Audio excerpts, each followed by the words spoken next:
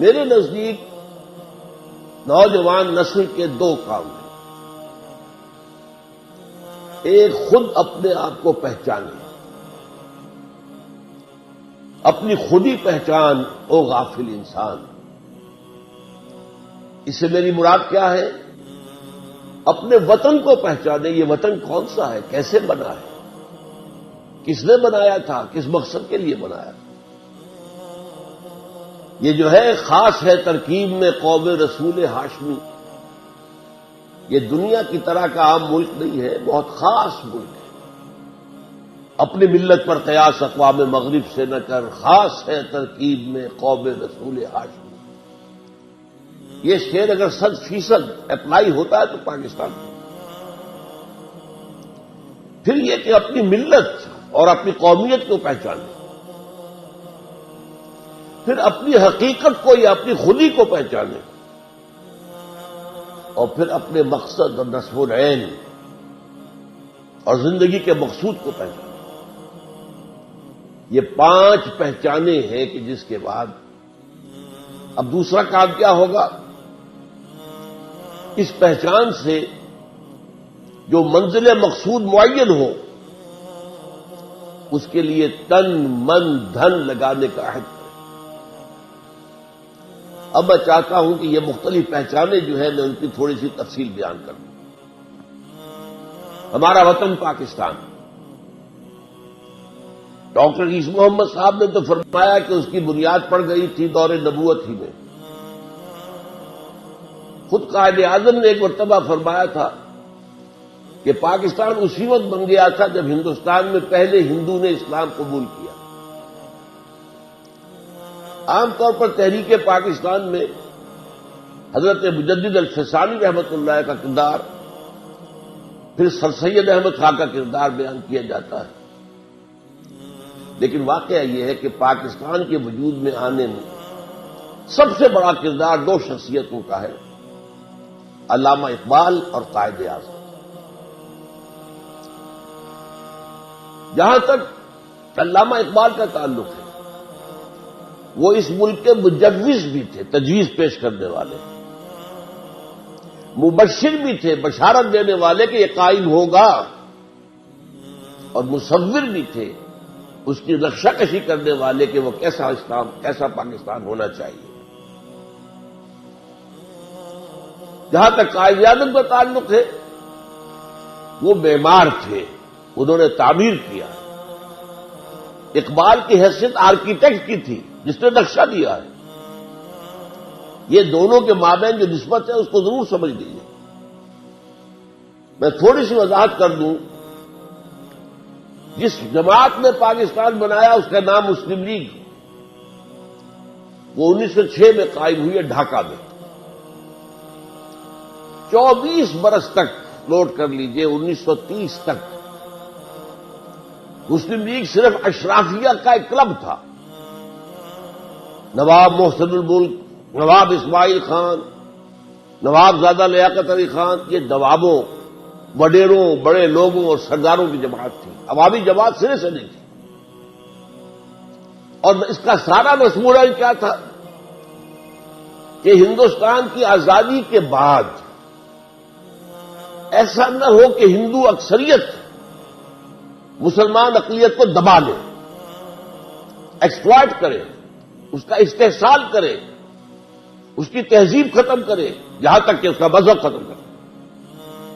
صرف یہ کہ اپنے آزادی کے بعد اپنے تشخص کا تحفظ اور اپنے حقوق کی حفاظت کے لیے کوشش ہو رہی بس. اور اس کے ضمن میں اتنا بڑا رول پلے کیا ایک شخص نے جس کا نام تھا محمد علی جناح. میں اس وقت قائد اعظم نہیں کہہ رہا، جس وقت کی بات میں کر رہا ہوں اس وقت تک وہ قائد اعظم نہیں تھے، محمد علی جناح. اور نوٹ کر لیجئے، وہ سیکولر خیالات کے حامل تھے، وہ قوم پرست تھے، وہ ہندوستان کی وحدت کے قائل تھے، وہ ہندو مسلم اتحاد کے سب سے بڑے سفیر تھے.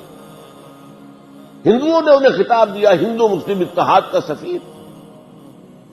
بھرپور کوشش انہوں نے کی. اور یہ بھی نوٹ کیجئے 1906 میں وہ مسلم لیگ میں نہیں آئے، حالانکہ ہندوستان میں موجود تھے۔ دادا بھائی نوروجی جو پریزیڈنٹ تھا کانگریس کا، اس کے وہ سیکرٹری تھے۔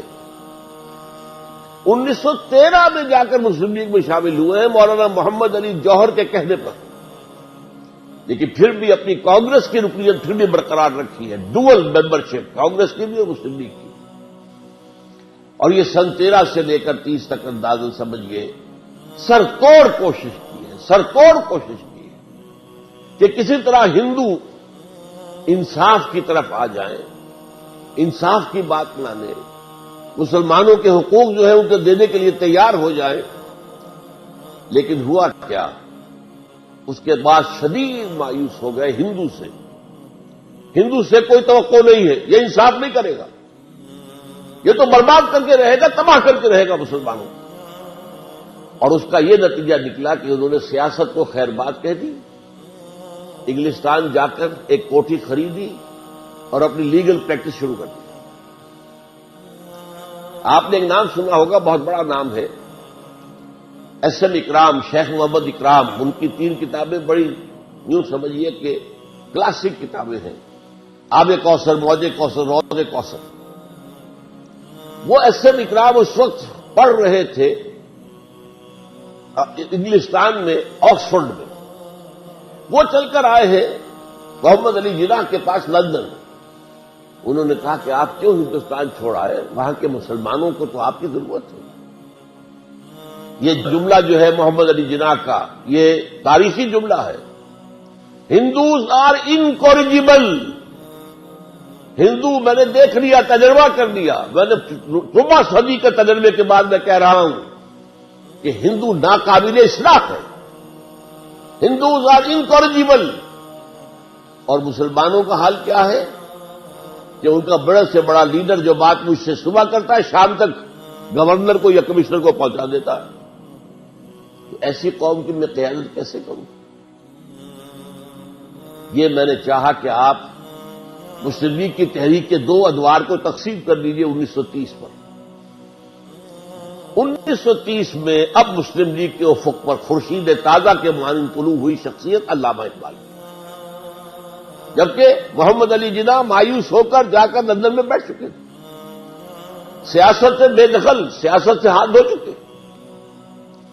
1930 کا جو خطبہ تھا علامہ اقبال کا دہلی کا، ابھی آپ نے جو تذکرہ فرمایا، 30 دسمبر سن 1930 الہ آباد، نہرو فیملی کا گھر، گڑھ بلکہ گڑھ کہنا چاہیے۔ اس میں آپ نے 2 کام کیے، ایک تو دلائل کے ساتھ ثابت کیا، سوشولوجی کے تمام مسلمات کی روح سے ثابت کیا کہ مسلمان ایک علیحدہ قوم ہے۔ ظاہر بات ہے یہ کام صرف علامہ اقبال کر سکتے تھے، یہ فلسفی کے کرنے کا کام تھا، یہ ثابت کرنا تمدنی اصولوں کے مطابق کہ مسلمان علیحدہ قوم ہے، مسلمان کسی دوسری قومیت میں ضم نہیں ہو سکتے۔ اور نمبر 2، انہوں نے مطالبہ کیا کہ مسلمانوں کو علیحدہ وطن دیا جائے۔ اور اس کے ضمن میں ایک بات جو انہوں نے کہی وہ یہ تھی کہ یہ پروفیسی ہے، نوٹ کر لیجئے یہ لفظ، یہ ڈیسٹنی ہے، یہ میری پیشین گوئی جو تقدیر مبرم ہے کہ ہندوستان کے شمال مغرب میں ایک آزاد مسلمان ریاست قائم ہوگی۔ یہ تجویز نہیں تھی، اگرچہ اسی میں ڈیمانڈ بھی تھی۔ ایک ڈیمانڈ یہ تھی کہ جب تک انگریز یہاں ہے ان علاقوں کو ملا کر ایک صوبہ بنا دیا جائے، یہ پنجاب، سندھ، سرحد، بلوچستان کو ملا کر ایک صوبہ بنا دیا جائے، تاکہ مسلمانوں کے اندر یہ تھوڑی بہت نسلی لسانی جو فرق اور تفاوت ہے رفتہ رفتہ یہ ختم ہو جائے۔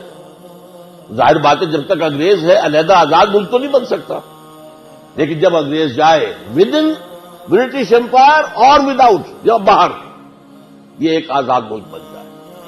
دوسری بات جو آپ نے کہی، دوسرا خواب جو آپ نے دیکھا وہ کیا تھا کہ اگر ہمیں یہ مل گیا پاکستان، ہمارا پاکستان کا لفظ استعمال نہیں کیا تھا، اگر علیحدہ ملک مل گیا تو ہمیں ایک موقع مل جائے گا کہ اسلام کے چہرے پر جو بدنما داغ اور دھبے آ گئے تھے دور امپیریلزم میں، دور شہنشاہیت میں، ذرا نوٹ کیجیے، اس جملے کو سمجھنا ہوگا پہلے۔ اسلام کا ایک دور ہے حضور کا زمانہ اور خلافت راشدہ، اس دور کا اسلام کچھ اور تھا۔ پھر دور ملوکیت کا ہے، بنو امیہ کا اسلام، بنو عباس کا اسلام اور ترکوں کا اسلام، یہ اسلام، سلجوقیوں کا اسلام، مغلوں کا اسلام، شرفیوں کا اسلام، یہ اسلام کچھ اور تھا۔ لیکن طویل دور تو انہی کا ہے۔ دنیا اسلام کو دیکھتی ہے ان کے آئینے میں۔ ہمیں موقع مل جائے گا کہ اسلام کے چہرے سے یہ بدنما داغ اور دھبے ہم دھو دیں اور اسلام کی اصل روح کے مطابق، یہ پھر الفاظ نوٹ کیجئے، اسلام کی اصل روح کے مطابق اور عصر حاضر کے زمانے کے تقاضوں کے مطابق ہم ایک نظام اور ایک دنیا کے اندر ریاست قائم کر کے اسے روشنی کا مینار بنا دیں۔ یہ تھا نظریہ پاکستان۔ آج کل ہمارے ہاں بہت سے دانشور ہیں، کالم نگار ہیں، انہوں نے ایک عجیب گمراہ کن بات شروع کر دی۔ پاکستان کا نظریہ کچھ نہیں تھا، یہ صرف بنی ہوئی بات ہے، گھڑی ہوئی بات ہے۔ یہ بات صحیح ہے کہ پاکستان کا نظریہ 1906 سے نہیں تھا، لیکن 1930 سے تھا، اور چونکہ در حقیقت بات کی مسلم لیگ کو میں کہتا ہوں کہ وہ اصل مسلم لیگ، وہ دور، وہ اقبال کی مسلم لیگ ہے۔ اس لیے اگلی بات میں آپ سے پھر کہوں گا کہ جب علامہ اقبال نے یہ انجیکشن دیا ہے، جو مسلم لیگ کی ایک تحریک تھی، اس میں جو ہے اب یہ انجیکشن دیا، احیاء اسلام، ہم تو دنیا میں دوبارہ اسلام کا نقشہ پیش کرنا چاہتے ہیں۔ یہ تو ایک مشنری رول تھا، داعیانہ رول تھا، پیغمبرانہ رول تھا۔ اس رول سے ظاہر بات ہے کہ خون گرم ہوا ہے ملت اسلامیہ ہندوستان کا، اور اس کے اندر وہ جوش پیدا ہوا ہے جو علامہ اقبال کی شاعری سے بھی بہت پہلے پیدا ہو چکا تھا، شاعری کے ذریعے۔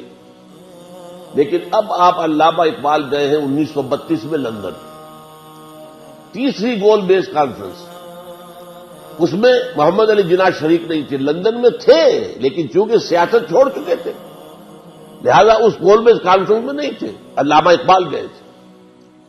وہاں انہوں نے وہ جو خطبہ اقبال تھا اس کی جو ہے ریزوننس ہو چکی تھی، وہاں پر رمزے میکڈونلڈ اس وقت کا وزیر اعظم تھا انگلستان کا، اس نے یہ الفاظ کہے ہیں، تاریخی الفاظ، a poet has destroyed our dreams of united India۔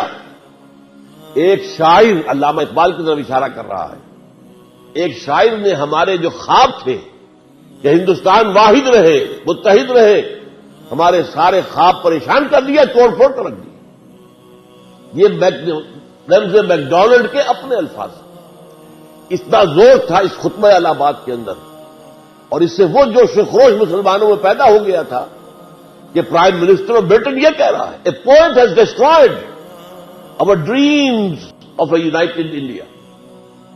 بہرحال اسی موقع پر حضرت علامہ اب محمد علی جناح سے ملاقات کرتے ہیں، ان کے جسم میں بھی وہی انجیکشن لگاتے ہیں کہ دیکھو اب تک تم نے صرف مسلمان اشرافیہ کے ساتھ بات کی ہے، ایلیٹ کے ساتھ بات کی ہے، عوام میں آؤ، اور نمبر 2 صرف حقوق کا تحفظ نہ کرو، یہ ڈیفینسو انداز ہے، آفینسو انداز لو، ہم اسلام غالب کریں گے، اسلام قائم کریں گے، اسلام نافذ کریں گے، عہد حاضر کی جدید ترین اسلامی ریاست قائم کریں گے۔ یہ انجیکشن ہے جو 1930 میں مسلم لیگ کو لگا، 1932 میں قائد اعظم کو لگا، پھر اس کے کچھ عرصے کے بعد اور لوگوں نے بھی کوششیں کی، نوابزادہ لیاقت علی خان نے بھی کہا آپ آئیے واپس۔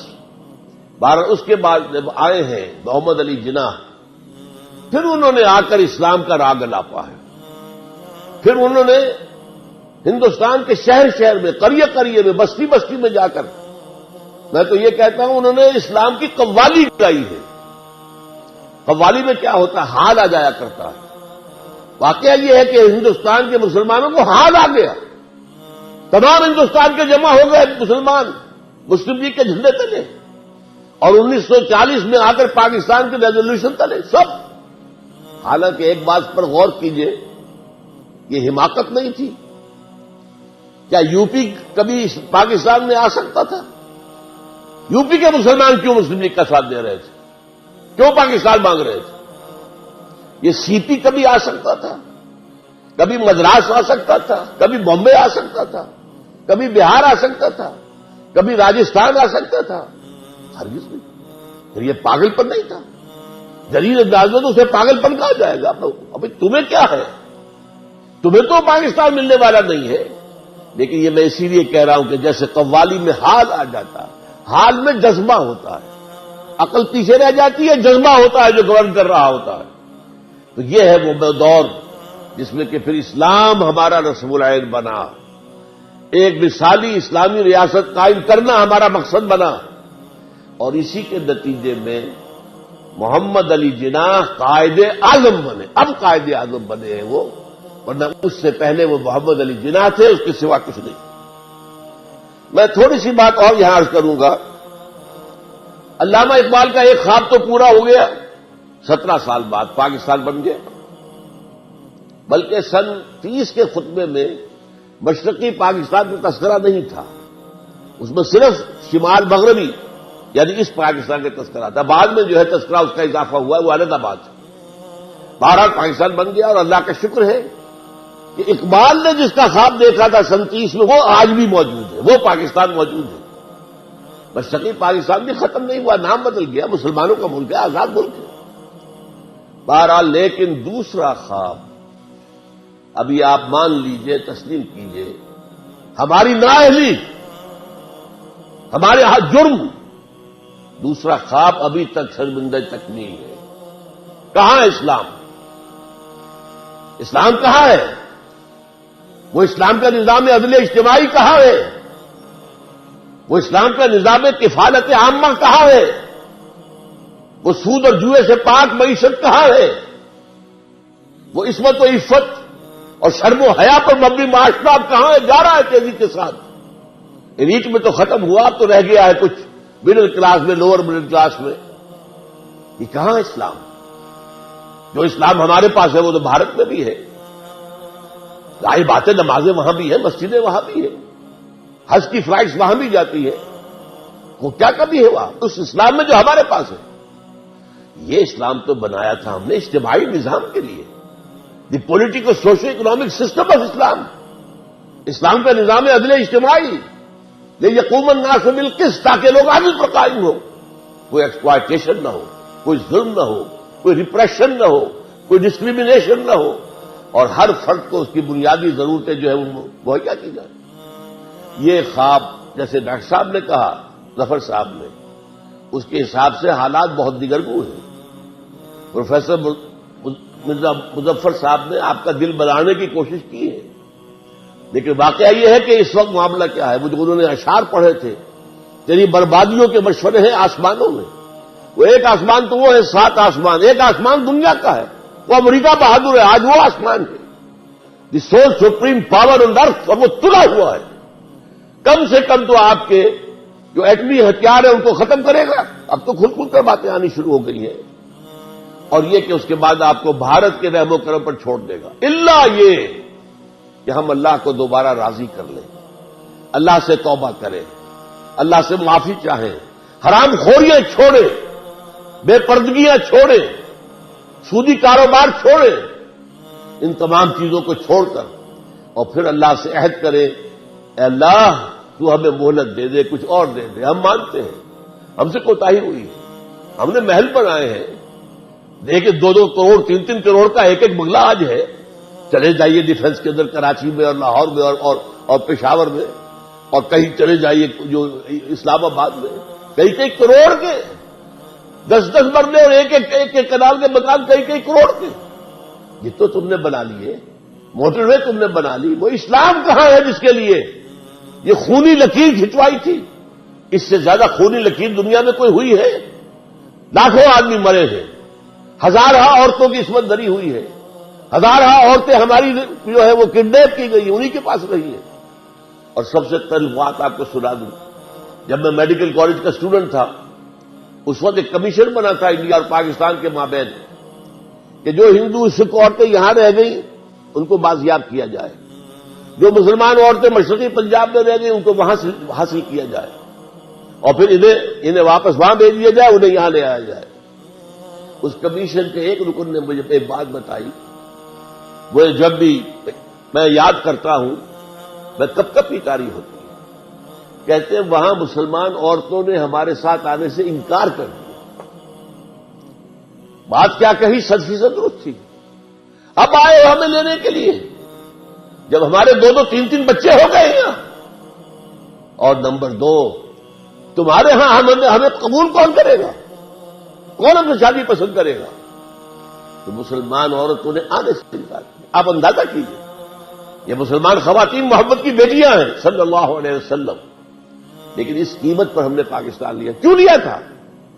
اسلام کے لیے لیا تھا، اور ہم مجرم ہیں اللہ کے۔ اور یہ جان لیجئے، اللہ جہاں رحیم ہے، غفور ہے، ستار ہے، غفار ہے، شدید الانتقام بھی ہے، شدید العقاب بھی ہے، سزا بھی بہت سخت دیتا ہے، اور بڑی بڑی سزائیں ہمیں دی گئی ہیں۔ کیا ہسپانیہ میں اسلام ختم نہیں ہوا، جہاں 800 برس حکومت کی تھی، ایک بچہ باقی نہیں رہا؟ یہ ساری سزائیں ہم پر بھی آئی ہیں۔ کیا 1 کروڑ کے لگ بھگ تاتاریوں نے قتل نہیں کیے تھے مسلمان؟ تو یہ نہ سمجھیے کہ نہیں ہوگا اور بن گیا ہے تو ہمیشہ رہے گا، یہ بات نہیں ہے۔ ہاں، توبہ اگر کریں، جیسے حضرت یونس علیہ السلام کی قوم نے توبہ کی تھی، عذاب کے آثار شروع ہو چکے تھے، پوری قوم نے توبہ کی تو اللہ نے عذاب واپس اٹھا لیا۔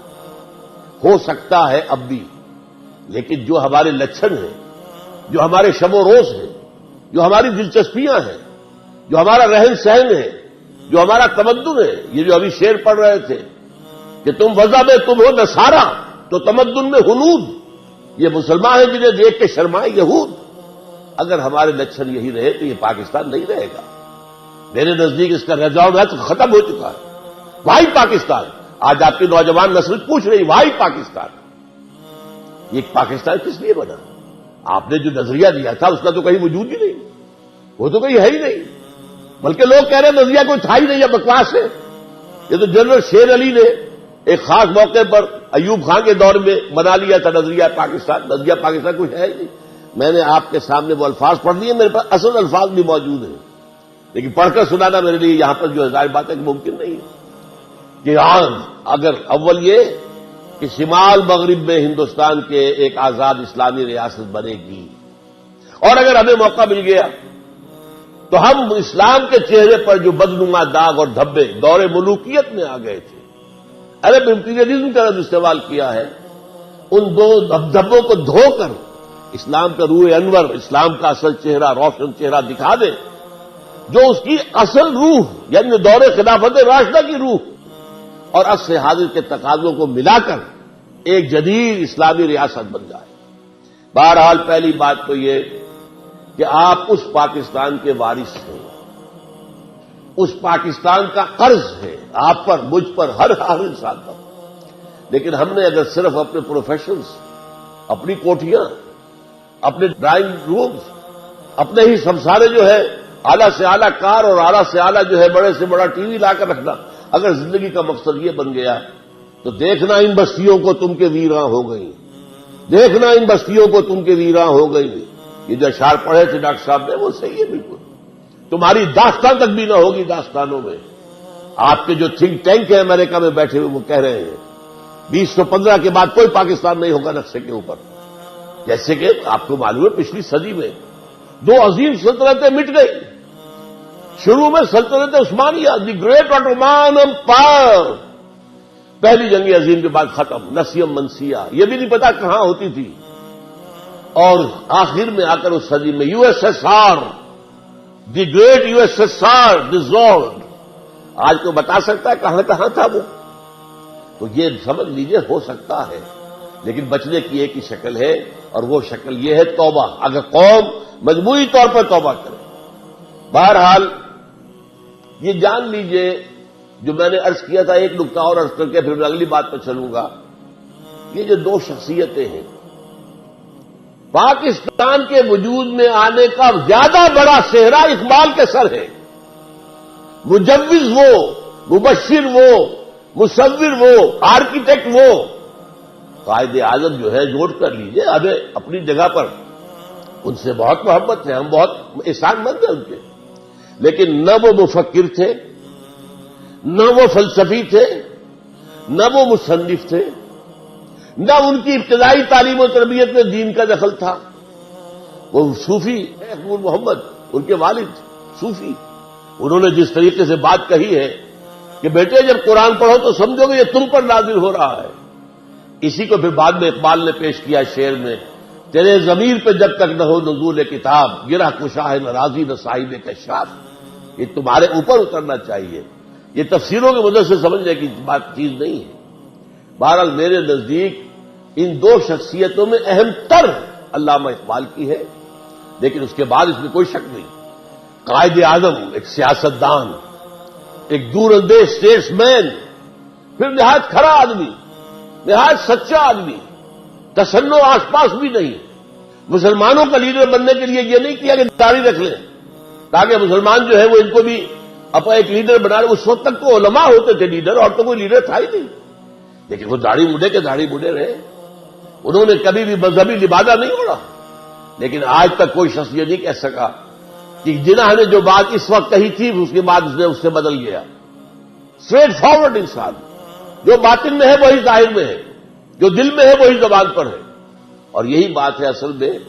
مجھے یاد آ گیا تو میں سنا دوں واقعہ آپ کو۔ پیر جماعت علی شاہ صاحب پنجاب کے بہت بڑے پیر، وہ مسلم لیگ میں شامل ہوئے۔ ان سے ایک شخص نے کہا، حضرت کہ آپ اتنے بڑے شیخ طریقت، اولیاء اللہ میں سے، اور آپ نے داڑھی مڈے کے ہاتھ پر بیعت کر لی۔ غور کر لیا آپ نے سوال کو، اب جواب سنیے۔ اس کو آپ سمجھیے کہ آب زر سے لکھے جانے کے قابل۔ پیر جماعت علی شاہ صاحب نے فرمایا، نہیں بھائی میں نے کوئی بیعت نہیں کی ہے، میرا تو ایک مقدمہ ہے، ہندو قوم کے ساتھ میرا مقدمہ ہے، مجھے چاہیے ایک وکیل، اور وکیل میں چاہیے دو باتیں، ماہر ہو اور نمبر دو بکنے والا نہ ہو۔ یہ دو اوصاف ہیں محمد علی جناح کے اندر۔ میں نے اس لیے اسے اپنے قومی مقدمے کا وکیل بنایا ہے، اس کے ہاتھ پر کوئی بیعت نہیں کی ہے۔ تو ہمیں چاہیے احترام یقیناً دونوں کا ہے، دونوں کے ممنون احسان ہیں ہم، لیکن ہم سے غلطی ہوئی ہے۔ جب بھی ہم نظریہ پاکستان کی بنیاد کی بات کرتے ہیں تو زیادہ اہمیت قائد اعظم کو دے دیتے ہیں، ان کے اقوال، ان کی تقاریر، ان کی کوئی کتاب تو ہے ہی نہیں، کوئی مرتب فکر ان کا ہے ہی نہیں، نہ وہ مصنف ہے، نہ مفکر ہے، نہ فلسفی ہے، کچھ بھی نہیں۔ وہ تو ایک ٹھیک ہے، ان کی تقاریر ہے اور ان کے بیانات ہیں، وہ ہوتے تھے موقع کے مطابق، ایک ہر جگہ پر جو ہے اس کے وقت کے حساب سے، وہ جگہ کے حساب سے بیان دے رہے ہیں۔ اس اعتبار سے ان دونوں میں ہمیں فرق کرنا چاہیے کہ زیادہ زیادہ ہم انڈیٹڈ ہے ٹورڈز علامہ اقبال، اگرچہ ہم انڈیٹڈ ہے ٹورڈز قائد اعظم بھی۔ اب آئیے دوسری بات، یہ تو میں نے پاکستان کی بات کی ہے، ہماری ملت اور قومیت کون سی ہے، اس کی پہچان کیا ہے؟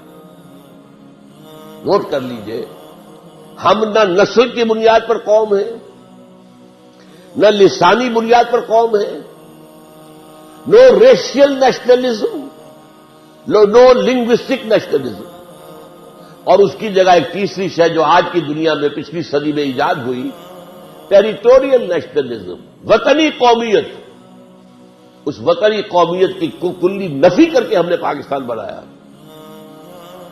آپ کو معلوم ہے کانگریس سے جھگڑا کیا تھا؟ کانگریس یہ کہتی تھی کہ ہندوستان ایک وطن ہے، اس میں رہنے والے سب ایک قوم ہے۔ ہم نے کہا نہیں، ہماری قومیت وطن سے نہیں ہے، ہماری قومیت نسل پر نہیں ہے، ہماری قومیت لسان پر نہیں ہے۔ اس کے اوپر جو نظم لکھی ہے علامہ اقبال نے، اس دور میں میں اور ہے، جام اور ہے، جم اور، ساقی نے بنا کی روش لطف و ستم اور، تہذیب کے غازل نے ترشوائے صنم اور مسلم نے بھی تعمیر کیا اپنا حرم، اور ان تازہ خداؤں میں بڑا سب سے وطن ہے، جو پیرہن اس کا ہے وہ مذہب کا کفن ہے۔ یہ در حقیقت جو سمجھ لیجئے ہماری قومیت اسلام ہے۔ اس قوم کا کیا حال تھا اور کیا حال ہے؟ دیکھیے، جس وقت علامہ اقبال منظر پر آتے ہیں اس سے پہلے قومی شاعر ہمارے تھے مولانا حالی، مولانا شبلی، دونوں نے مرثیے کہے ہیں۔ میں صرف شبلی کے دو اشعار آپ کو سنا دیتا ہوں، 4 اشعار۔ ان کی معرکۃ الارا کتاب مسدس، اس کا سرنامہ کیا ہے؟ پستی کا کوئی حد سے گزر نہ دیکھے، اسلام کا گر کر نہ ابھرنا دیکھے، مانے نہ کبھی کہ مد ہے ہر جزر کے بعد، دریا کا ہمارے جو اترنا دیکھے۔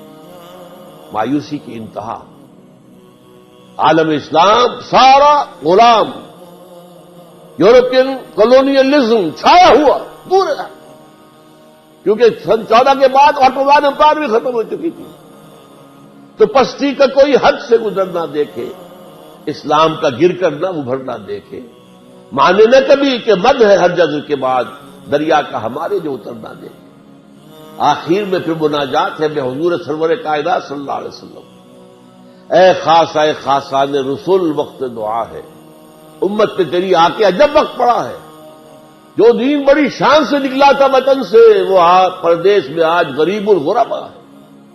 یہ حالت تھی جب علامہ اقبال آئے ہیں، ان کے ہاں آپ کو دونوں چیزیں ملیں گی، مرثیہ بھی ہے۔ مرثیہ کہا ہے انہوں نے، ان کی نظم جو ہے صقلیہ پر، جزیرہ سسلی، جب انگلینڈ جا رہے تھے بحیرہ روم کو عبور کرتے ہوئے، جب صقلیہ کے پاس سے جہاز گزرا ہے تو جو خون کے آنسو روئے ہیں اس میں، یہ مسلمانوں کی تہذیب کا جو ہے، رولے اب دل کھول کر رہے دیدہ خون آبا بار، وہ نظر آتا ہے تہذیب حجازی کا مزار، تھا یہاں ہنگامہ ان سیرا رشیدوں کا کبھی، بہر بازی گاہ تھا جن کے سفیدوں کا کبھی۔ اور آخری شعر تو غلغلوں سے جس کے لذت گیر اب تک گوش ہے، کیا وہ تکبیر اب ہمیشہ کے لیے خاموش ہے؟ یہاں تو مسجدیں تھیں، یہاں تو اذانیں ہوتی تھیں، یہاں تکبیر ہوتی تھی، اب کہاں ہے؟ تو کیا یہ ہمیشہ کے لیے خاموش ہو گئی؟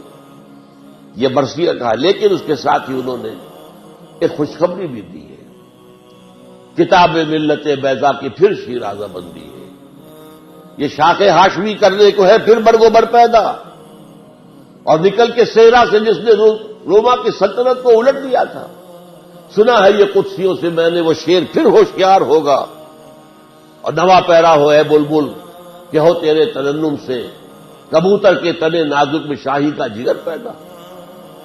حضرت علامہ امت مسلمہ کی وحدت کے سب سے بڑے نقیب، سب سے بڑے علمبردار، ان کے ہاں یہ سب کچھ ہے، لیکن یہ کہ آخر میں آ کر جس طرح ان کا دوسرا خواب 1930 کا شرمندہ تعمیل ہے آج تک، اسی طرح یہ دوسری بات بھی آج تک تشنہ تکمیل ہے۔ علامہ اقبال کو ماننا پڑا تھا اپنے لیکچرز کے اندر کہ اس وقت کوئی امت مسلمہ بالفعل موجود نہیں ہے۔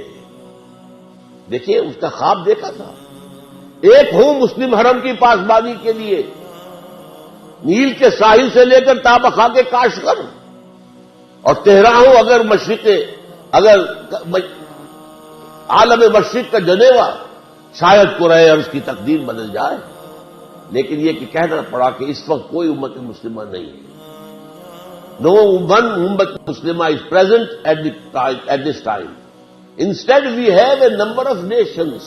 مسلمان اقوام ہیں، وہ اقوام آج جو ہے وہ ملکوں کی شکل اختیار کر چکے، نمبر آف مسلم کنٹریز، ایک تو نہیں ہے، وحدت تو نہیں ہے، مرکزی نظام کوئی نہیں ہے، ان کی وحدت کا نشان خلافت ہوتی تھی وہ بھی ختم ہو چکی، کہیں بھی نہیں، OIC وغیرہ جو ہے وہ کیا ہے، بیٹھے نشستن گفتن و برخاستن۔ عربوں کا حال کیا، 30 کروڑ کے قریب عرب، اور ان کے سینے کے اندر خنجر بھونکا ہوا ہے اسرائیل کا، کیوں نہیں کر سکتے، بول نہیں سکتے، پھر بھی اسی امریکہ کے جو ہے غلام ہیں، کہ جس کا بغل بچہ ہے، وہ جس کا اڈاپٹڈ سن ہے اسرائیل، جس کو کہا حضرت علامہ نے کہا تھا، حضرت قائد اعظم نے، دی انلیجیٹیمیٹ چائلڈ آف دی ویسٹ، یہ حرامی بچہ ہے مغرب کا اسرائیل، انلیجیٹیمیٹ چائلڈ آف دی ویسٹ۔ آج وہ جو ہے سینے میں پیوست ہے، اور جو چاہتا کرتا ہے، دندلاتا ہے۔ تو معلوم ہوا کہ وہ خواب جو ہے امت کی تجدید کا، وہ بھی ابھی کہیں بھی آس پاس بھی اس کے آثار نہیں۔ اب یہ 2 کام میں نے گنوا دیے ہیں آپ کو، یہ لیگیسی ہے علامہ اقبال کی، ایک اس پاکستان کے اندر اسلامی نظام قائم کرنے کے لیے جد و جہد اور تن من دھن اس کے لیے لگا دینا، کیریئر ثانوی رکھیے، یہ کھانے کمانے کا مشغلہ ہے، میں تو کہا کرتا ہوں کہ ایک موچی بیٹھا ہوا سڑک کے اوپر جوتیاں گانٹتا ہے اور کچھ پیسے کھاتا ہے، کماتا ہے، رات کو کھاتا ہے۔ ایک سرجن جو ہے پیٹ چاک کر کے پھر بعد میں سی لیتا ہے، فرق کیا ہے؟ وہ بھی روزی کما رہا ہے، یہ بھی روزی کما رہے ہیں۔ یہ مقصود نہیں ہے، یہ زندگی کا نصور عین نہیں ہے۔ نصور عین اللہ کی رضا، اللہ کے دین کا غلبہ، اس کے لیے جد و جہد، اس کے لیے صحابہ اور حضور کے طرز پر کوشش، یہ ہے کہ جس کو ہمارے ذمہ قرض ہے۔ اب آئیے چند باتیں میں ذرا جلدی چاہوں گا۔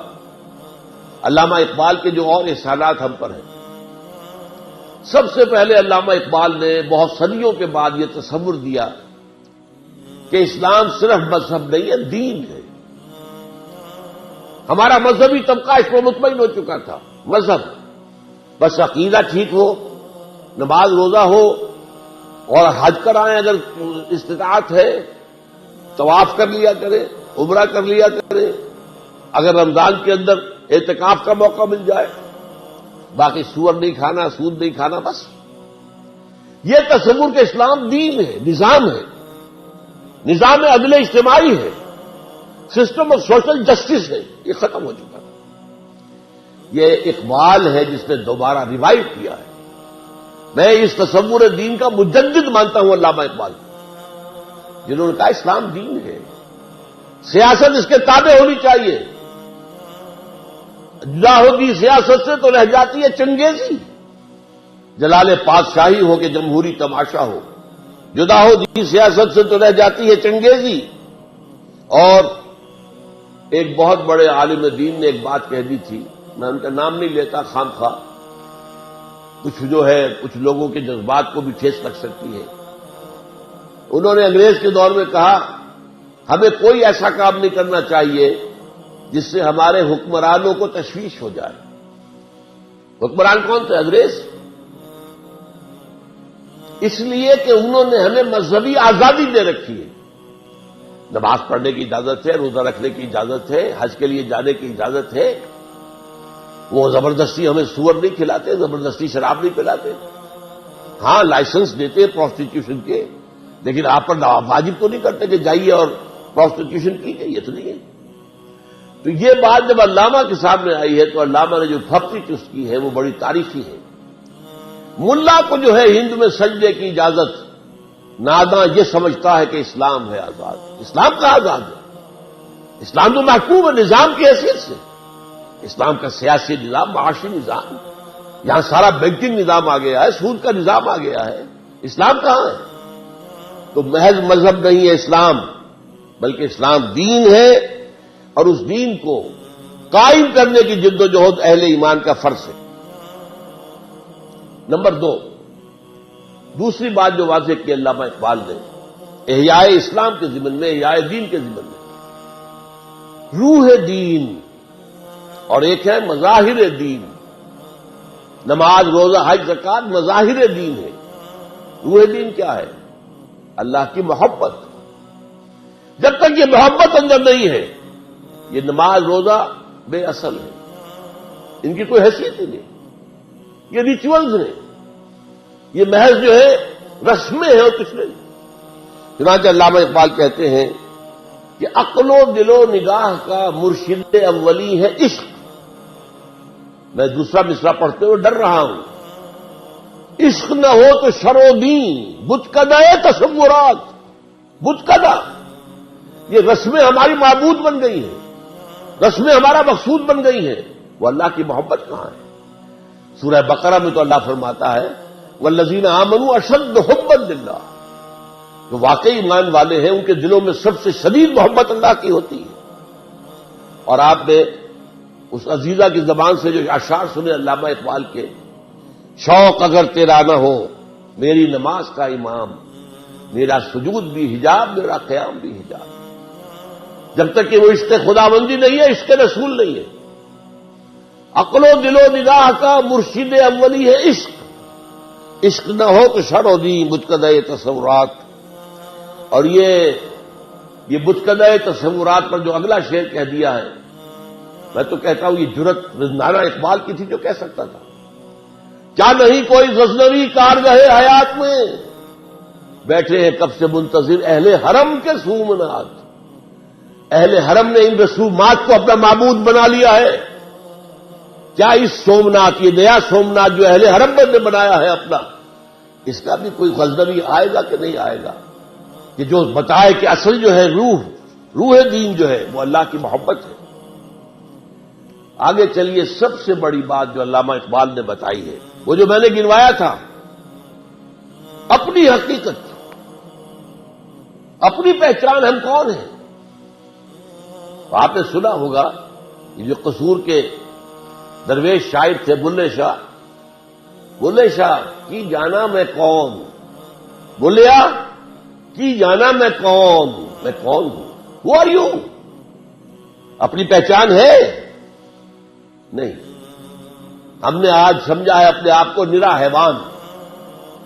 ڈارون کی تھیوری نے آ کر اس طریقے سے ذہنوں کے اوپر غلبہ کیا ہے، کیونکہ ہم سمجھتے ہیں صرف اپنے آپ کو حیوانی وجود ارتقاء سے وجود میں آیا ہے حیوان. اب ایک انسان میں اور شمپینزی میں اور گوریلے میں اتنا ہی فرق ہے نا جتنا کہ گدھے اور گھوڑے میں. گدھا ذرا کورس جانور ہے اور گھوڑا جو ہے ذرا ریفائنڈ اینیمل ہے. بس ہم ریفائنڈ ہومو ہیں، ہومو سیپینس. اس سے پہلے نہ معلوم کتنے ہومو ایریکٹس اور کتنے ہوئے تھے. لیکن اصل میں یہ ہے کہ انسان کی حقیقت کچھ اور ہے. انسان دو وجودوں سے مرکب ہو کر بنا ہے، وجود حیوانی، وجود روحانی. یہ روح ہے جس کی بنا پر یہ مسجود ملائک بنا. دو جگہ قرآن میں، سورہ ہجر میں، سورہ صاد میں فرشتوں سے کہہ دیا تھا اللہ نے کہ میں مٹی سے ایک بشر بنانے والا ہوں. انی خالق البشر من صلصال من حمأ مسنون فاذا سویتہ ونفخت فیہ من روحی فقعوا لہ ساجدین. جب میں اسے تیار کر لوں اور اس میں اپنی روح میں سے پھونک دوں تو پڑنا اس کے سامنے سجدے میں، گر جانا سجدے میں. وہ تو اصل روح ہے، وہ روح ہے جو ہم ہیں، اصل حقیقت ہماری. ہم سمجھ بیٹھے یہ حیوانی وجود ہمارا ہے. یہ حیوانی وجود مٹی سے آیا ہے، خاک سے آیا ہے. یہی سے اس کی غذا آ رہی ہے. گندم ہے تو وہاں سے آ رہی ہے، چاول ہے تو وہاں سے آ رہا ہے. بکری کا گوشت کھایا ہے تو بکری نے بھی گھاس پات کھایا ہوا جس سے گوشت بنا ہے. اور یہ روحانی وجود عالم بالا سے آیا ہے، یہ عرش معلی سے آیا ہے. اور اس کی غذا جو آتی ہے وہ بھی اللہ کا کلام ہے. اس کا تغذیہ اور تقویت کلام اللہ کے ذریعے. اب یہ فلسفہ ہے، اس کا نام علامہ اقبال نے خود ہی رکھ دیا ہے. چنانچہ سید نذیر نیازی جو علامہ کے خاص قریب بیٹھنے والے تھے، ہم نشین تھے، انہوں نے علامہ سے کہا، ابھی جو پروفیسر مظفر مرزا صاحب نے کہا تھا کہ علامہ نے مشرق اور مغرب کے سارے فلسفے پڑھے، بڑے بڑے فلسفیوں کے نام انہوں نے گنوا دیے تھے. تو یہ کہا کہ سید نذیر نیازی نے کہا علامہ سے کہ کوئی کہتا ہے کہ آپ نے اپنا مسئلہ جو ہے خودی کا ہے فلسفہ، یہ آپ نے نشے سے لیا ہے، کوئی کہتا برگساں سے لیا ہے، کوئی کہتا جیلی سے لیا، کس سے لیا آپ؟ فرمایا اچھا کل فلاں وقت آ جانا، میں تمہیں ڈکٹیٹ کرا دوں گا. سید نذیر نیازی نے یہ واقعہ ہماری قرآن کانفرنس میں سنایا خود.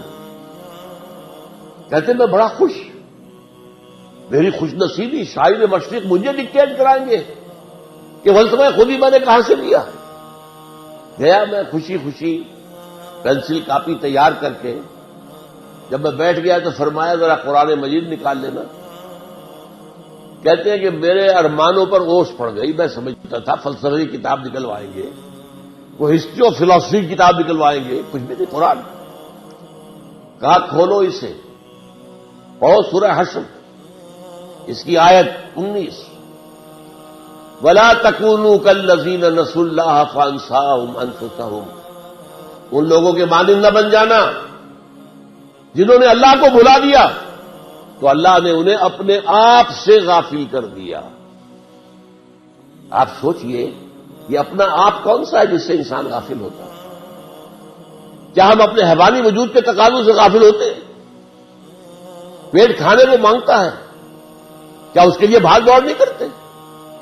ہماری جنسی خواہش ہے، شادی کرتے ہیں، ہمیں آرام چاہیے، ہمیں چھت چاہیے اپنے سر کے اوپر. بناتے کہ نہیں بناتے گھر؟ یہ سارے معاملات جو ہیں یہ در حقیقت ہم کسی چیز سے غافل نہیں ہوتے. دانت میں درد ہو جائے تو چاہے رات کو جا کر 1 بجے کسی ڈینٹل سرجن کا جو ہے جا کر گھنٹیاں بجا کے اسے جگانا پڑے. ہوتا ہے کہ نہیں؟ وہ کون سا اپنا آپ ہے جس سے وہ غافل ہو گیا انسان؟ اسی اپنا آپ کو ایک اور شعر میں علامہ اقبال نے بیان کیا ہے. ڈھونڈ کے اپنی خاک میں جس نے پایا اپنا آپ. غور کیجئے، یہ خاک ہے جس کے اندر اپنا آپ کچھ مضمر ہے، کوئی اور شے ہے جو چھپی ہوئی ہے. ڈھونڈ کے خاک میں اپنی جس نے پایا اپنا آپ، اس بندے کی دہقانی پہ سلطانی قربان. اپنی خودی پہچان او غافل افغان. یہ اپنا آپ کیا ہے؟ اپنی خودی کو پہچاننا. یہ جو روح ہے جو اللہ سے بہت قریب ہے، یہ روح جو ہے غافل تو نرا صاحب ادراک نہیں ہے نور تجلی بھی اسی خاک میں پنہاں. تم خاکی ہو لیکن اس میں اللہ تعالیٰ کی تجلی موجود ہے. یہ تجلی ہے جس کا نام روح ہے. یہ ہے جو ہمارا اصل ایسنس ہے. اور اس کے لیے میں آپ کو اپنشد کا ایک جملہ سنا دیتا ہوں. میرا اندازہ یہ ہے کہ اپنشد جو ہے وہ حضرت ابراہیم علیہ السلام کے صحیفے ہیں بگڑی ہوئی شکل میں. توجہ کیجئے، قرآن میں جن کتابوں کا ذکر تورات موجود ہے، چاہے محرف ہے تحریف شدہ ہے تو صحیح، زبور موجود ہے، بک آف سامس، انجیل موجود ہے، اگرچہ بگڑی ہوئی ہے، تو پھر یہ صحف ابراہیم کہاں گئے؟ صحف ابراہیم کہاں گئے؟ میری تحقیق یہ ہے کہ ابراہیم کی ایک شاخ وہ ہندوستان میں آ کر آباد ہوئی ہے. وہ برہمن، یہ برہم ابراہیم سے بنا ہے، برہمن. اور برہما جو خدا کا نام ہے، خدا کا تصور برہما اور ابراہم اور برہم، اور ان کے جو صحیفے تھے وہ بگڑی ہوئی شکل میں اپنشد میں شکل میں موجود. اس کا ایک جملہ سنیے، جیسے قرآن مجید کی آیت ہے وَلَا تَكُونُوا كَالَّذِينَ نَسُوا اللَّهَ فَأَنسَاهُمْ أَنفُسَهُمْ.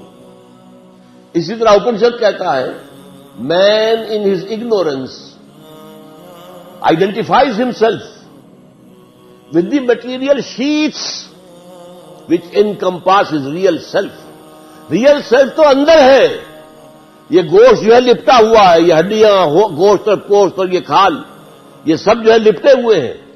یہ نہیں ہو تم کچھ اور ہو. تم وہ ہو جو اندر بیٹھا ہوا ہے. وہ ہے وہ انسان، وہ ہے انا، وہ ہے خودی، وہ ہے فرائڈ کی زبان میں ایگو. وہ ہے، وہ اصل انسان ہے. یہ تو در حقیقت لباس ہے اس کے. نمبر 4، نظام دین کی تشریح جو علامہ اقبال نے کی. اقبال نے اس دور میں اسلام کے سیاسی، معاشی اور سماجی نظام کی بھرپور جو ہے وضاحت کی. سیاسی نظام کی 2 باتیں. اسلام میں انسان کے لیے حاکمیت نہیں ہے، حاکمیت صرف اللہ کے لیے ہے. سروری زیبا فقط اس ذات میں ہمتا کو ہے.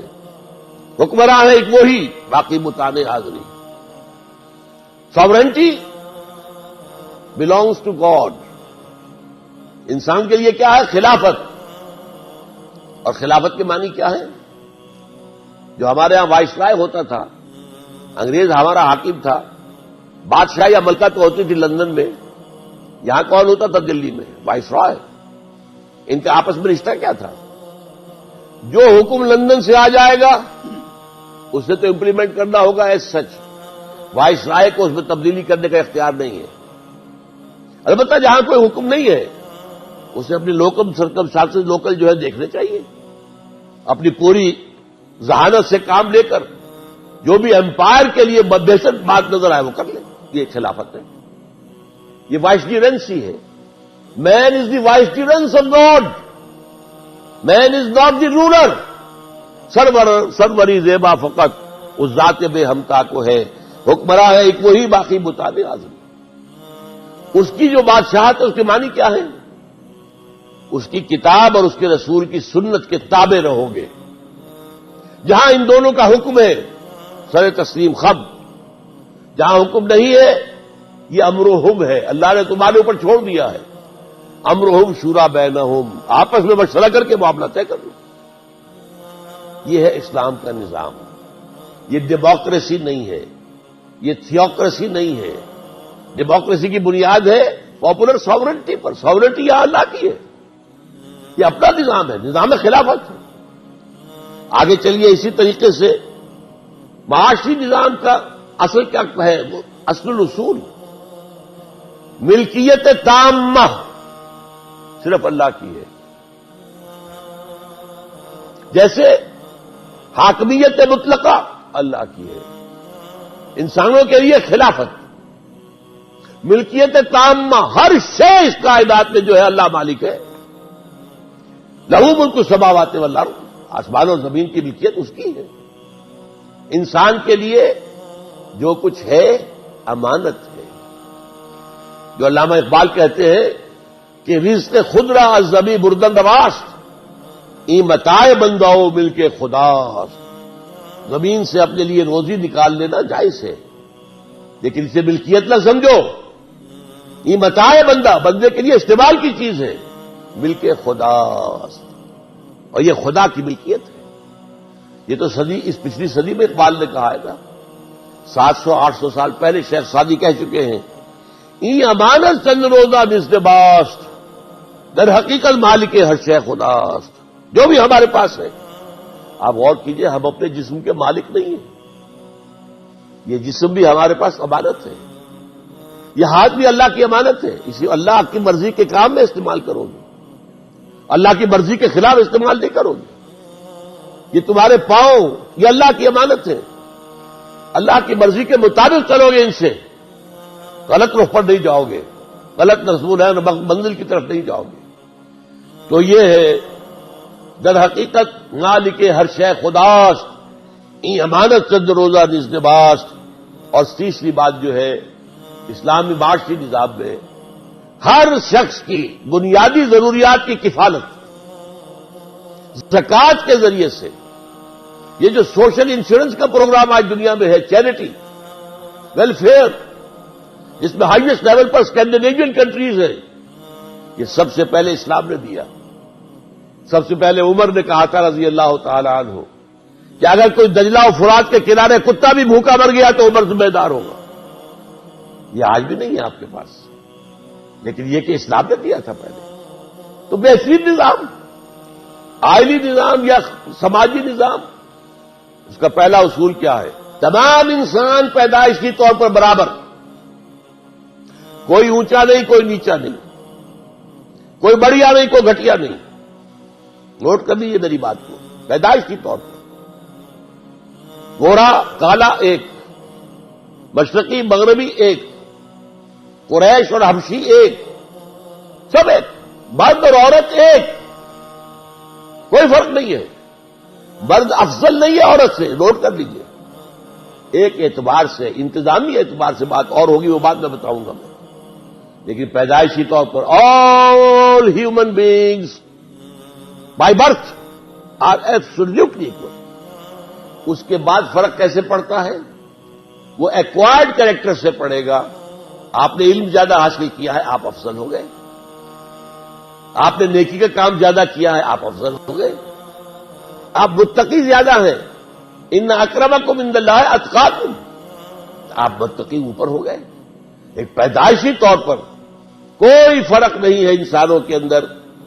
اور یہ جو میں نے آپ سے کہا, جب نظام خاندان بنتا ہے, اس میں ظاہر بات ہے عورت اور مرد ویسے برابر ہیں.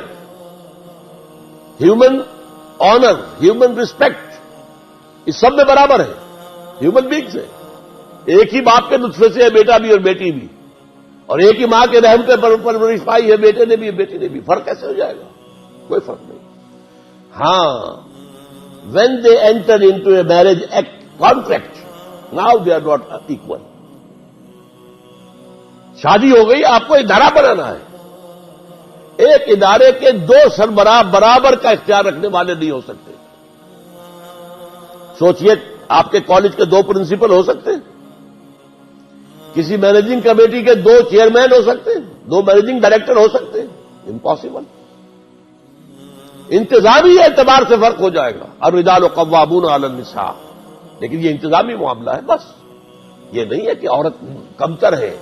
اور مرد جو ہے وہ برتر ہے، عورت افضل مفضول ہے اور مرد جو ہے افضل نہیں۔ پھر یہ کہ اس سماجی معاملے میں اللہ تعالیٰ کا نظام جو ہے، جو جس کی اقبال نے کی ہے، حافظ ناموس زن مرد آزما مرد آفری، پورا نظام کیا ہے؟ یہ سیگریگیشن آف سیکسز اسلام نے جو دیا، جو آج ہمارے یہاں نہیں ختم ہو رہا، یہ ہمارے ہاں سطر اور پردے کے احکام جو ختم ہو رہے ہیں تیزی کے ساتھ، یہ جو گھر کی چار دیواری ہے، یہ قلعہ ہے اب جو ختم ہو رہا ہے۔ اب تو گھر وہ بنتے ہیں جن میں چار دیواری ہے ہی نہیں، وہ تو در حقیقت سامنے سے بھی کھلا پیچھے سے بھی کھلا ہے۔ پہلے وہ گھر بنتے تھے چاروں طرف تعمیر، درمیان میں صحن، اور یہ نہیں ہوتا تھا کہ اگلے مکان سے وہاں کوئی جان صحن کے اندر کہیں کوئی جو نگاہ پڑ جائے، نہیں، ممکن ہی نہیں۔ تو یہ نوٹ کیجئے، یہ ہے وہ نظام کے جو دیے ہیں، جو ان کا تذکرہ کیا علامہ اقبال نے۔ اب اگلی بات، ویسے اب میں جلدی ختم کر رہا ہوں، آپ گھبرائے نہیں۔ علامہ اقبال انقلاب کا بہت بڑا داعی ہے۔ میں اس کا صرف آپ کو دو ہے، ایک بڑی نظم کا ایک سٹینزا سنا رہا ہوں۔ خواجہ از خون رگے مزدور سعادت لال ناب، از جفائے دہ خدایاں کشت دہقانہ خراب، انقلاب انقلاب ہے انقلاب۔ خواجہ یعنی سرمایہ دار، خواجہ از خون رگے مزدور، وہ اپنے مزدوروں کی رگوں میں دوڑنے والے سرخ خون سے، خواجہ از خون رگے مزدور سعادت لال ناب، یہ جو شام کو شراب پی رہا ہے وہ کہاں سے آئی ہے؟ یہ مزدوروں کی رگوں کا دوڑتا ہوا خون ہے جس سے شراب کشید کی گئی ہے۔ از جفائے دے خدایاں کشت دہقانہ خراب، جاگیرداروں زمینداروں ان کے ظلم کی وجہ سے دہقان کی کھیتی خراب ہے۔ دہقان کے بچے کو روٹی نہیں مل رہی، دہقان کے بچے کو تعلیم نہیں مل سکتی، دہقان کے بچے کا علاج نہیں ہو سکتا، دہقان کا خون اور پسینہ اس پر عیش کون کر رہا ہے؟ زمیندار، جاگیردار، وڈیرے۔ یہ ظلم و ستم، یہ جو ایکسپلائٹیشن ہے، خواجہ از پھر سن لیجئے کس قدر یہ انقلابی کلام ہے۔ خواجہ از خون رگے مزدور سعادت لال ناب، از جفائے دہ خدایاں کشت دہقانہ خراب، انقلاب انقلاب ہے انقلاب۔ اس کے بعد علامہ اقبال نے انقلاب کا طریقہ بھی بتا دیا ہے دو اشعار کے اندر، اور یہ دو سمجھیے، ایک مصرے کے اندر مکی زندگی ہے، دوسرے مصرے میں مدنی زندگی، اور عجیب ہے یہ اشعار، غور سے سنیں، فارسی کے ہیں۔ ویسے یہاں میری کتاب جو ہے علامہ اقبال اور ہم باہر موجود ہے، مل سکتی ہے آپ کو۔ یہ تو میں نے چند اشعار سنائے ہیں، ان میں تو بہت اشعار ہیں، اور فارسی کے اشعار کے ترجمے بھی ہم نے دیے۔ ہمیں معلوم ہے کہ فارسی ہم لوگ نہیں جانتے، وہ موجود ہے، علامہ اقبال اور ہم نامی کتاب باہر موجود ہے، آپ لے سکتے ہیں۔ اقبال کہتے ہیں کہ گفتند جہان ماں آیا بے تمہیں سازد۔ میں حیران ہوتا ہوں کہاں تھا، کس مقام پر تھا اقبال جب یہ کہہ رہا ہے۔ اللہ نے مجھ سے کہا، اے اقبال، میں نے تمہیں جس جہان میں بھیجا ہے تمہیں پسند آیا؟ گفتند جہان ماں آیا بے تمہیں سازد، گفتم کی نمی سازد، میں نے کہا نہیں، مجھے پسند نہیں ہے۔ یہاں تو ظلم ہے، یہاں تو خواجہ جو ہے وہ خون رگے مزدور سے شراب فروخت کر رہا ہے اور شام کو بیٹھ کر پیتا ہے کلب کے اندر۔ یہاں تو زمینداروں نے جو ہے وہ قسطیں دہقانہ خراب کی ہوئی ہے۔ یہاں تو طرح طرح کا ظلم ہے۔ یہاں یورپ نے کولونیلزم کے ذریعے سے کتنے عرصے تک ایشیا اور افریقہ کا خون چوسا ہے۔ مجھے تیری دنیا پسند نہیں آئی۔ فرمایا گفتم کے نمی سعادت، گفتن کے برہم زن۔ اچھا، توڑ دو، پھوڑ دو، ختم کر دو اس کو۔ توڑ دو اور ختم کر دو کیسے؟ یہ اگلا شعر ہے۔ با نشے درویشی در ساز و دمادم زن۔ پہلے تو درویشی کا راستہ اختیار کرو اور دمادم دمادم دمادم کام کرتے رہو۔ کیا کام کرو؟ تبلیغ، دعوت، لوگوں کے ذہنوں کے اندر ایمان اتارو، لوگوں کے دلوں میں ایمان کو راسخ کرو، ان کا تزکیہ نفس کرو، ان کو منظم کرو، ان میں صبر کی عادت ڈالو، ان کے اندر تن من دھن قربان کر دینے کا وش پیدا کرو. یہ سب درویشی ہے. آپ کو اگر ایک جملے میں سمجھنا ہے تو یہ مکی زندگی ہے حضور کی.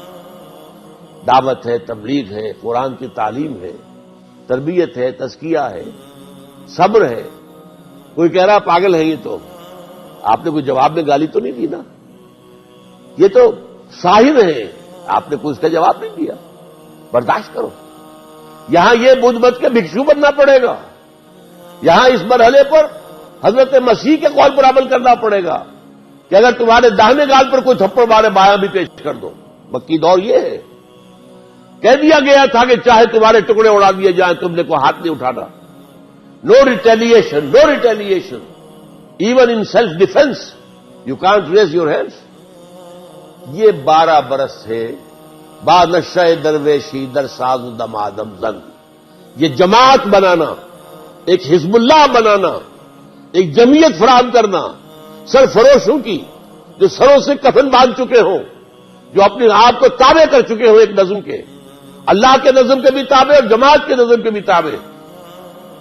بادشاہ درویشی در ساز و دم آدم زن، چوں پختہ شوی خود را بر سلطنت جم زن. جب تیار ہو جاؤ، طاقت کافی ہو جائے، دیر از انف آف نمبرس، تربیت بھی ان کی اچھی ہو گئی ہے، منظم بھی ہے، سب کچھ قربان کرنے کو تیار بھی ہے، جان دینے کو کامیابی سمجھتے ہیں. شہادت ہے مطلوب و مقصود مومن، نہ مال غنیمت نہ کشور کشائی. تو اب سلطنت جم سے ٹکرا دو اپنے آپ کو. یہ ہے انقلاب کا پروسیس. ایک مصرے میں مکی زندگی ہے اور ایک میں مدنی زندگی ہے. اب آئیے آخری بات، اقبال اور قرآن. میری جو خصوصی نسبت اقبال کے ساتھ ہے وہ قرآن کے حوالے سے. قرآن مجید کے حوالے سے میں آپ سے ایک بات کہوں گا. علماء تو بے شمار ہیں ہمارے ہاں، عربی زبان کے ایک سے ایک بڑھ کر جاننے والے، گرامر کے ایک سے ایک بڑھ کر جاننے والے، کلام جاہلی ایک سے ایک بڑھ کر جاننے والے. اس کے باوجود میں آپ سے کہتا ہوں، عظمت قرآن کا جو انکشاف اقبال پر ہوا ہے، میں عمر کی 78ویں برس میں کہہ رہا ہوں، اپنی عمر بھر کا نچوڑ کہہ رہا ہوں، وہ میں نے کسی بڑے سے بڑے عالم کے اندر بھی نہیں پایا. جس قدر انکشاف ہے، عظمت قرآن کا انکشاف، یہ ہو سکتا ہے. وہ جو اقبال نے کہا ہے کہ فقیہ شہر جو ہے لغت ہائے عربی کا قارون ہے، لغتیں جانتا ہے، لیکن یہ کہ وہ جو انکشاف ہے عظمت قرآن کا. اب میں چند شعر آپ کو سناؤں گا. کتاب زندہ قرآن حکیم، حکمت او لا یزال است و قدیم.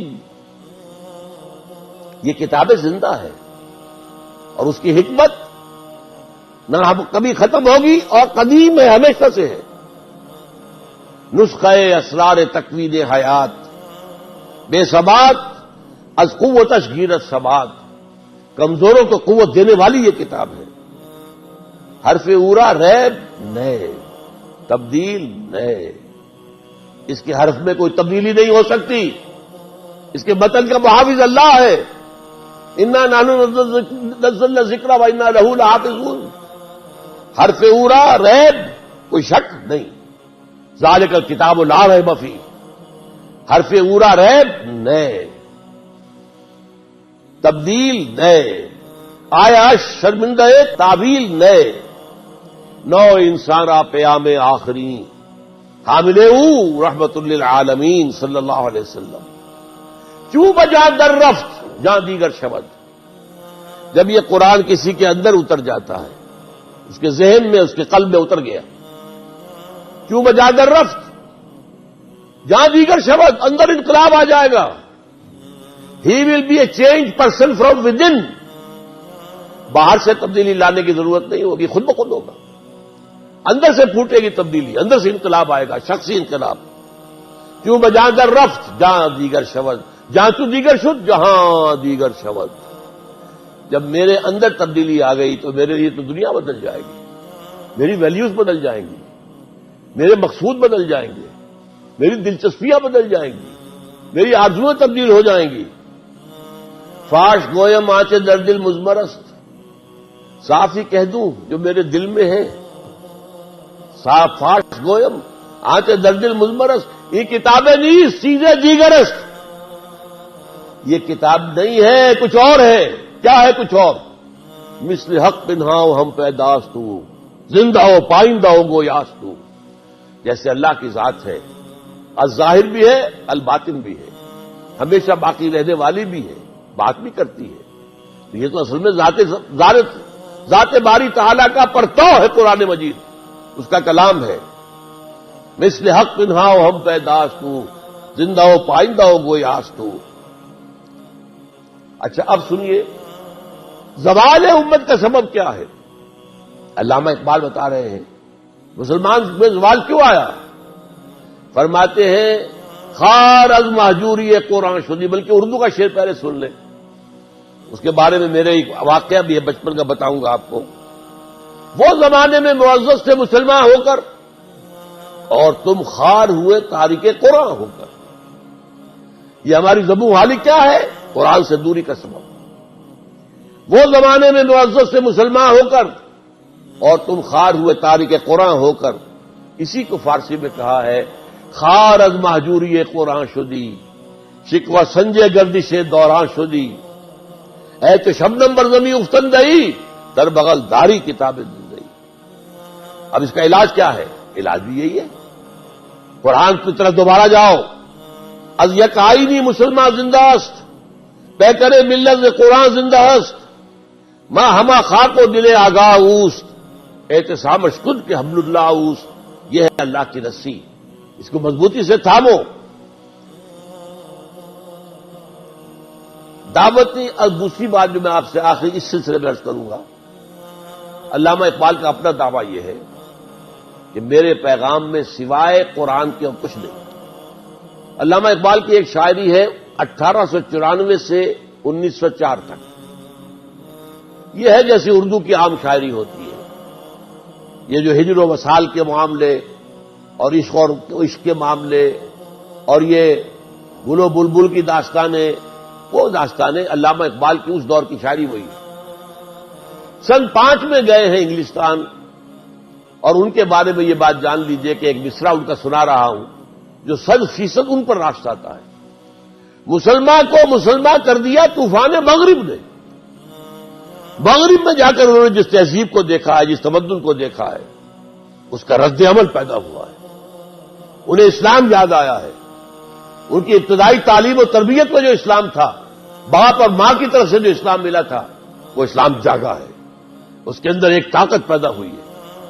اس کے بعد کی شاعری ان کی جو ہے آخر دن تک وہ قرآن کی ترجمانی ہے، وہ ترجمان حقیقت میں دعویٰ کرتے ہیں، اور ان کا دعویٰ میں آپ کو سنا رہا ہوں۔ ان کی حضور سرور کائنات صلی اللہ علیہ وسلم یہ اشعار ہیں، اگر دلم آئینہ بے جوہر است، اے حضور صلی اللہ علیہ وسلم، اگر میرے دل کا آئینہ جو ہے اس میں چمک نہیں ہے، روشنی نہیں ہے، ورب حرفم غیر قرآن مزمرست، اور اگر خدا نہ خواستہ میری شاعری میں قرآن کے سوا کوئی اور چیز آ گئی ہے، پردہ ناموس سے فکرم چاک کن، میرے فکر کے ناموس اور اس کی عزت، اس کا پردہ پھاڑ کے پھینک دیجیے۔ این خیاباں راز خارم پاک کن، اس شاہراہ کو گویا کہ پھر میں کانٹے کے مانند ہوں، مجھے اٹھا کر پھینک دیجیے۔ اور اس کے بعد آخری بات کیا ہے؟ روز محشر خار و رسوا کن مرا، قیامت کے دن مجھے ذلیل و خار کر دیجیے گا، بے نصیب از بوسہ پاک کن مرا، اور مجھے اپنے قدم بوسی سے محروم کر دیجیے گا۔ کتنی بڑی بد دعا اقبال دے رہا ہے اپنے آپ کو، کس بات پر؟ اگر میرے پیغام میں قرآن کے سوا کچھ آیا ہے۔ میں نے آپ سے کہا تھا اگرچہ وہ معروف معنی میں مفسر نہیں ہے، لیکن میں اسے ایک طرح کا مفسر سمجھتا ہوں، بہت بڑا مفسر، تفسیر کوئی نہیں ہے، لیکن اس کا کلام جو ہے وہ درحقیقت قرآن مجید کی تفسیر ہے۔ اب آخری بات، قرآن علامہ اقبال سے میرا تعلق کیا ہے؟ پہلا تعلق کیا ہے؟ میں 5ویں جماعت میں پڑھتا تھا، جب میرے بڑے بھائی وہ وہاں، میں تو حصار میں تھا، حصار یہاں سے کوئی 200-250 میل دور ہے، اب وہ ہریانہ میں ہے، پہلے مشرقی پنجاب میں تھا۔ بڑے بھائی آئے تھے لاہور، یہاں اسلامیہ کالج کے اندر داخل تھے۔ وہ جب سمر ویکیشن پر آئے تو میرے لیے بانگے درا لے آئے، 5ویں جماعت۔ اب 5ویں جماعت کا بچہ کیا پڑھے گا اس کو؟ میں پڑھتا تھا اور کچھ ترنم سے پڑھتا رہتا تھا، کچھ سمجھ میں آتا تھا، کچھ نہیں آتا تھا، کچھ لوگوں سے پوچھتا تھا۔ ہمارے قریب میں ایک آ گئے تھے جو مادری زبان صاحب زبان تھے، ان سے جا کر جو ہے ایکسائز انسپیکٹر تھے، ان سے پوچھتا تھا۔ لیکن یہ شعر اس وقت معلوم ہوتا ہے کہ میرے ذہن کی سب سے نچلی سطح پہ چپک گیا کہ وہ زمانے میں معزز سے مسلمان ہو کر اور تم خار ہوئے تاریخ قرآن ہو۔ قرآن کے ساتھ یہ تعلق میرا اس شعر سے شروع ہوا۔ اس کے بعد یہ میرا تعلق اور بہت سے تعلقات کے ساتھ اس کے رشتے جڑے ہیں۔ مولانا مودودی، مولانا اصلاحی، ابوالکلام آزاد، مولانا فراحی، اور یہ ڈاکٹر رفیع الدین مرحوم و مغفور، اور شیخین میرے شیخ الہند اور شیخ الاسلام۔ لیکن یہ ہے کہ واقعہ یہ ہے کہ میرے ذہن کی سب سے نچلی سطح پر بھی اقبال ہے اور سب سے اوپر کی سطح پر بھی اقبال ہے۔ لیکن میں نے اپنے لیے ایک خطاب پسند کیا ہے، یکے از رگہائے صادق اقبال۔ اس کی وضاحت کر دوں، اقبال کی ایک بڑی عظیم نظم ہے، میں نہیں چاہتا کہ اس کے اور اشعار آپ کو سناؤں۔ آخری شعر کیا ہے؟ چنگ را گیرے از دستم کہ کار از دست رفت۔ یہ میرے ہاتھ سے ساز لے لو کہ ہاتھ کا کام تو ہو چکا۔ نغمہ ام خون گشت، اب جیسے جسم میں خون دوڑتا ہے، میرا نغمہ ان رگوں کے اندر، ان تاروں میں گشت کرے گا اور ان میں سے نکلے گا اور نکلتا رہے گا۔ تو میں نے کہا میں بھی علامہ اقبال کے رگ ہائے ساز میں سے ایک رنگ ہوں، بس اس سے زیادہ میرا مقام نہیں۔ البتہ 2 کام میں نے وہ کیے ہیں اللہ کے فضل و کرم سے، اللہ کے فضل و کرم سے، وہ نسبت میں سمجھتا ہوں اقبال کے ساتھ میری بہت کمی ہے۔ علامہ اقبال کا ایک خواب تھا جس کے تحت ایک ادارہ وجود میں آیا تھا، دارالاسلام۔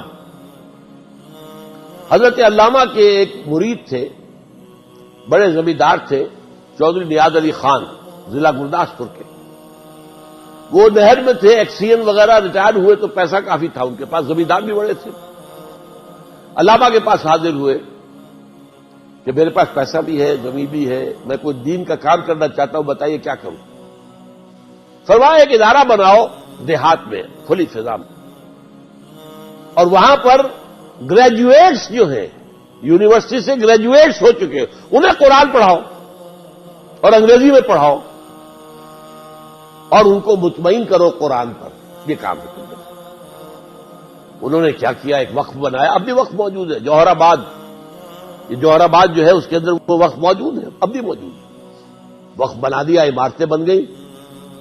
ایک خط لکھا مصطفیٰ مراغی جو الازہر کے ریکٹر تھے اس وقت، وائس چانسلر، کہ ہمیں ایک ایسا عالم دین دیجیے جو انگریزی میں گریجویٹس کو قرآن پڑھا سکے اور قرآن پر مطمئن کر سکے۔ انہوں نے کہا ہمارے پاس ایسا کوئی آدمی نہیں ہے۔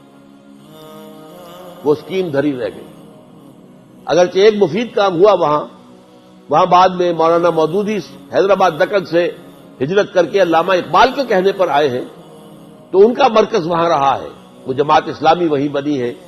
لیکن وہ جو ادارہ تھا کہ گریجویٹس کو رکھ کر عربی اور قرآن پڑھایا جائے اور قرآن پر مطمئن کیا جائے، وہ کام نہیں ہو سکتا۔ الحمدللہ ثم الحمدللہ، میرے ہاتھوں اللہ نے انجمن خدام القرآن قائم کرائی، اس کے تحت قرآن اکیڈمی قائم کرائی، اور اب تو کئی جگہ پر ہے، لاہور میں ہے، ملتان میں ہے، کراچی میں ہے، فیصل آباد میں ہے، جنگ میں ہے۔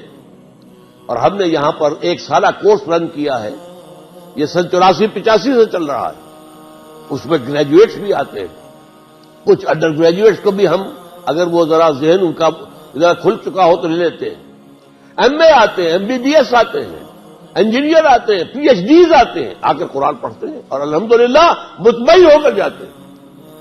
تو اقبال کا وہ خواب اللہ نے میرے ذریعے سے، یہ اللہ کا بڑا فضل ہے مجھ پر، اور میں اس لیے اس کو بتا رہا ہوں وہ آپ کے کس قدر قریب ہے، واکنگ ڈسٹینس پر ہے. یہ قرآن اکیڈمی ہے، یہاں ہمارے تمام جو ہے میری کتابیں موجود ہیں، وہاں سے آپ مستعار لے سکتے ہیں، اس کی لائبریری سے استفادہ کر سکتے ہیں.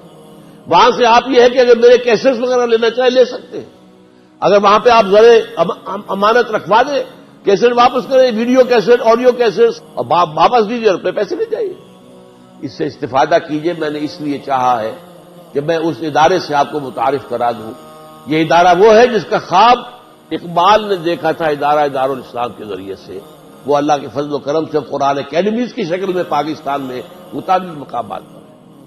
اور دوسری بات دیکھیے، علامہ اقبال نے مسلم لیگ کے لیے قائد اعظم کو تجویز کیا، قائد اعظم کو لیڈر بنایا، ان کے ساتھ عام کارکن کی حیثیت سے کام کیا. یہ ان کا جو ہے رول اپنی جگہ ہے، لیکن ساتھ ہی ان کے دل میں خواہش بار بار آتی رہی، اور وہ یہ ایک قومی تحریک کے نتیجے میں تو قومی ریاست بنے گی. مسلم لیگ قومی جماعت تھی. اب قوم میں زانی بھی تھے، شرابی بھی تھے، بدماش بھی تھے، اچھے بھی تھے، نیک بھی تھے، تہجد گزار بھی تھے، نماز روزے کے پابند بھی تھے، سبھی تھے نا. آپ کو معلوم ہے ریڈ لائٹ ایریا کے چودھری بھی اس میں تھے، اور وہاں پر بہت سے لوگ جو اس قسم کے مسلم لیگ کے صدر بھی بن جاتے تھے. ایسی جماعت سے تو اسلام نہیں آ سکتا. اسلام تو آتا ہے وہ بادشاہ درویشی والا اسلام. جب تک ان منازل سے نہ گزرے اسلام نہیں آئے گا. یہ تصور تھا جس کے تحت 1932 میں، 30 میں تو خطبہ الہٰباد تھا، 1932 میں ڈاکٹر ظفر الحسن ہوتے تھے علی گڑھ یونیورسٹی کے head of the department of philosophy. انہوں نے خط لکھا کہ آپ نے یہ اتنا بڑا فسوق تو ہمارے اوپر پھونک دیا ہے، اسلام کے احیاء کا جذبہ، اس کے لیے جماعت کون سی ہوگی. یہ تصور اس وقت سے پکڑا تھا. اس کے بعد خط و کتابت ہوئی ہے. 2 آدمی بھیجے انہوں نے لاہور، ڈاکٹر برہان احمد فاروقی، وہ تو لاہور ہی کے تھے، یہی پر فوت ہوئے دفن میں، اور ڈاکٹر ایم احمد جو کراچی یونیورسٹی کے فلسفے کے ہیڈ آف ڈپارٹمنٹ ریٹائر ہوئے. بہرحال اس کے نتیجے میں ایک جماعت بنانے کا فیصلہ ہوا. نوٹ کیجئے، ایک جماعت مسلم لیگ تھی، اپنی جگہ پر وہ ٹھیک تھی. قومی جماعت نہ ہوتی تو پاکستان نہ بنتا. اگر آپ یہ کہتے ہیں کہ پہلے نماز پڑھو پھر آؤ ہمارے رکن بننا، تو قومی تحریک نہیں چل سکتی تھی. وہ تو اسی کے لیے وہی طریقہ تھا. لیکن یہ اسلام ادھر سے نہیں آ سکتا، یہ بھی صحیح ہے. لہذا ایک جماعت بنائی گئی جس کے اصول کیا تھے نوٹ کر لیجیے. اس میں صرف پریکٹسنگ مسلم شامل ہوں گے، نماز روزے کے پابند، ہر حلال اور حرام کی حدود کے پابند، نمبر 1. نمبر 2، کوئی قادیانی شامل نہیں کیا جائے گا. نمبر 3، یہاں ہم کبھی الیکشن میں حصہ نہیں لیں گے. الیکشن کے ذریعے سے نظام نہیں بدل سکتا، وہ تو انقلاب کے ذریعے بدلتا. الیکشن کے ذریعے سے ہاتھ بدل سکتے ہیں، چہرے بدل سکتے ہیں، جماعتیں بدل سکتی ہیں، نظام نہیں بدلتا. اور نمبر 4، اس جماعت کا نظام جمہوری نہیں ہوگا، بیعت کی بنیاد پر ہوگا. یہ اصول تھے جس کی بنیاد پر فیصلہ ہو گیا تھا جمعیت شبان المسلمین اس کے قیام کا. لیکن علامہ اس کے بعد بیمار تھے، تیار ہو گئے تھے. لوگوں نے کہا کہ اچھا تو پھر آپ ہاتھ بڑھائیے، بیعت کرتے ہیں. ہم تیار ہو گئے تھے. لیکن اس کے بعد کیا ہوا ہے، کس وجہ سے وہ چیز میل منڈے نہیں چڑھ سکی، اس کی تحقیق میں نے کوشش کی ہے. کوئی رائے بھی ہے لیکن میں بیان نہیں کر سکتا اس میں. لیکن یہ میں اس وقت کہہ رہا ہوں، میرے علم میں یہ بات نہیں تھی. البتہ میں نے جو تنظیم قائم کی وہ اسی بنیاد پر ہے. دین پر کاربند لوگ وہ شامل ہوگی تنظیم اسلامی کے اندر. نمبر 2، یہاں پر کوئی بھی بدکار آدمی اس کو نہیں لیا جائے گا. یہاں کا نظام جمہوری نہیں، بیعت کی بنیاد پر ہوگا. ہم الیکشن میں کبھی حصہ نہیں لیں گے. وہی اس میں حیران رہ گیا جب ڈاکٹر برہان احمد فاروقی کی کتاب شائع ہوئی، اس میں یہ ساری باتیں مجھے ملی. میں حیران رہ گیا. وہ تنظیم جو میں بنا چکا ہوں 1975 میں، وہ کہیں جا کر مجھے 1990 میں وہ کتاب ملی. معلوم ہوا کہ ذہن تو اقبال کا تھا. گویا کہ یہ چیز بھی ایک باطنی نسبت کی حیثیت سے مجھے اقبال سے حاصل ہوئی. بہرحال اس پر بھی میں اللہ تعالیٰ کا شکر ادا کرتا ہوں کہ تنظیم اسلامی کے نام سے کہ انقلابی جماعت بننے کی کوشش کر رہے ہیں، اور یہ ابھی اس مکی دور میں ہے، ابھی تیاری کے دور میں ہے، ابھی تعداد بھی ہماری کم ہے، زیادہ نہیں ہے، لیکن اللہ کا فضل ہے کہ میری زندگی انہی دو کاموں میں، یہ اس کا حاصل ہے، یہ اس کے ثمر ہے، یہ درخت کے پھل ہیں۔ اللہ تعالیٰ ان کو قبول فرمائے، اور آپ حضرات کو بھی اگر میری آج کی گفتگو سے کوئی جذبہ ابھرا ہو، اقبال کی لیگیسی، اقبال کا چھوڑا ہوا کام، اقبال کے خواب، پاکستان کا خواب، امت مسلمہ کی نشرت ثانیہ کا خواب، ان چیزوں کے لیے اپنے آپ کو وقف کریں۔